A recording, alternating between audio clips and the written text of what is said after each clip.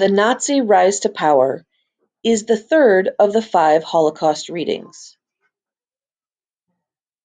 As with the previous readings, you should read your challenge questions first before beginning the text.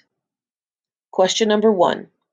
Who did Hitler blame Germany's problems on in Mein Kampf?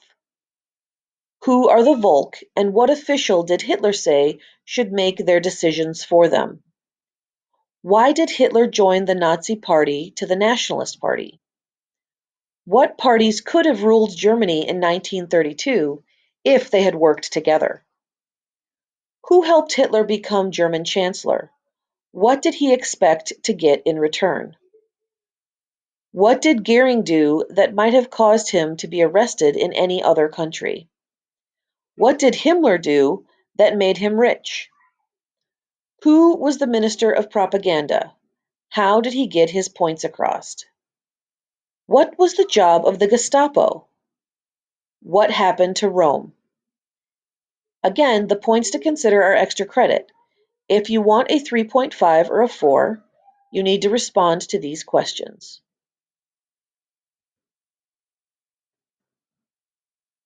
The Nazi rise to power. Mein Kampf, or My Struggle, Hitler's book, offered a blueprint for Germany's future.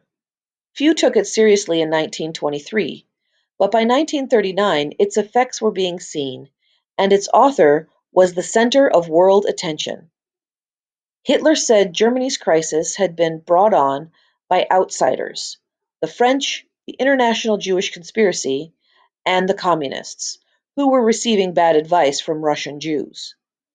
His solution was to wipe out the Jews, destroy the Republic, and unite Germans through racial superiority doctrines.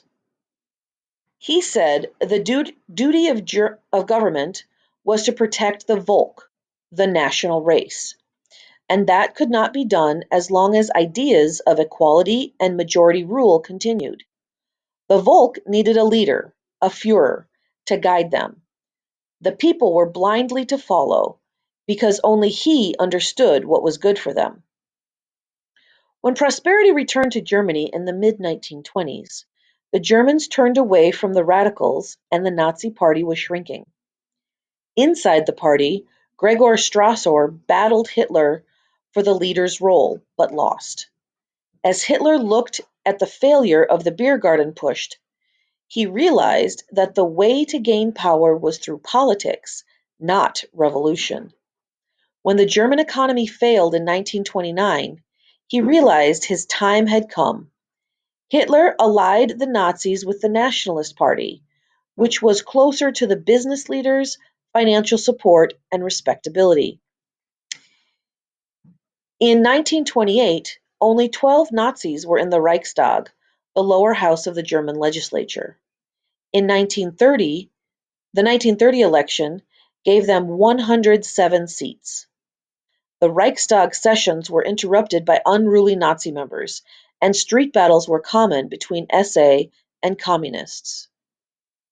Affairs were so unsettled that 3 elections were held in 1932 for seats in the Reichstag. In those elections, Nazis got 33, 37, and 32% of the seats. If communists and socialists had united, they could have ruled. However, Chancellor von Papen, a moderate, offered a deal to the Nazis. Hitler would become chancellor, von Papen would become vice-chancellor, and von Papen's friends were to have important jobs. On January 30th, 1933, President von Hindenburg reluctantly accepted the arrangement and appointed Hitler as chancellor. It was a tragic mistake. Hitler called for new elections in March and used every trick to win. A fire at the Reichstag was blamed on a Dutch communist. Opposition parties were denied radio time. Their political rallies were broken up, and Nazi thugs threatened voters on their way to the polls. Hitler received 43% of the vote. He would not have had the majority in the Reichstag, but communists who had been elected were not allowed to take their seats. The Nazi rulers. Everyone in the German government became the obedient servant of the Führer. As long as they worshipped him, they were free to commit any crimes they wanted, as long as it was not too embarrassing. Goering stole valuable art for his private collection. Goebbels had love affairs. Himmler became wealthy by renting out concentration camp inmates to be slave laborers for big companies. Heydrich was a cruel man who enjoyed watching others suffer, and Rome enjoyed food and drink almost as much as torturing and killing a Jew or a communist. All of these people were part of the story of war, brutality, and murder that followed.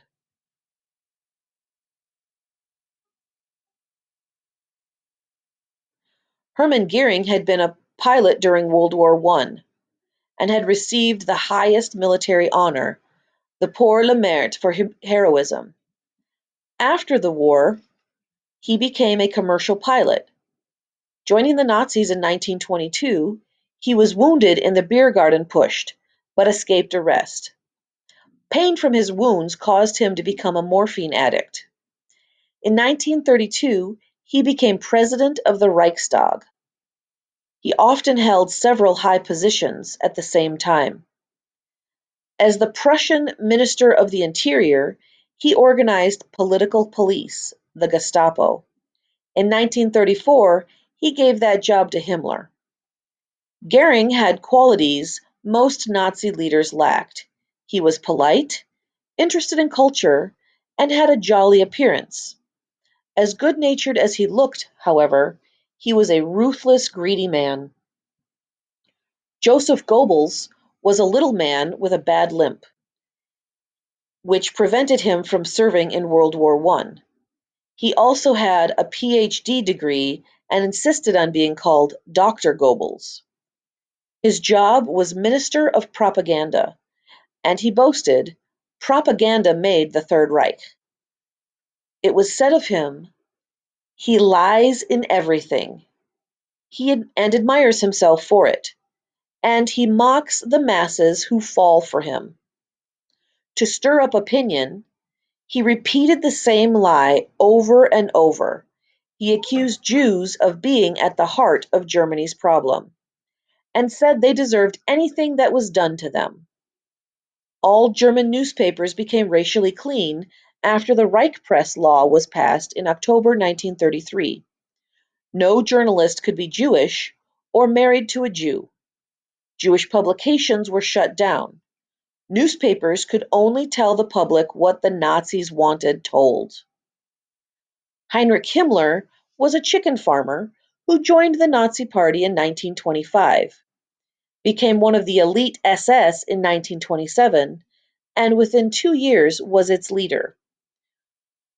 When he took over, the SS only had 280 members and was a branch of the SA.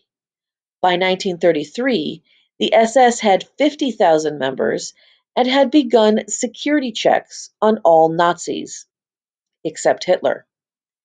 In appearance, there was nothing unusual about Himmler, but his talent for organization and his secret files made him the second most powerful leader in Germany. Himmler was devoted to creating the master race and destroying the inferior races. He said, "Nature is cruel, therefore we may be cruel too."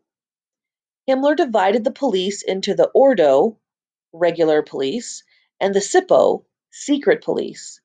The Sippo were divided into the Gestapo, or the political police, and the Kripo, the criminal police. The Gestapo was feared by everyone: Jews, political opponents, or anyone daring to complain about Nazi rule. All of these men were ambitious, clever, and never to be trusted. Reinhard Heydrich, Himmler's choice to lead the Gestapo, and Ernst Röhm, head of the SA, were men without consciences.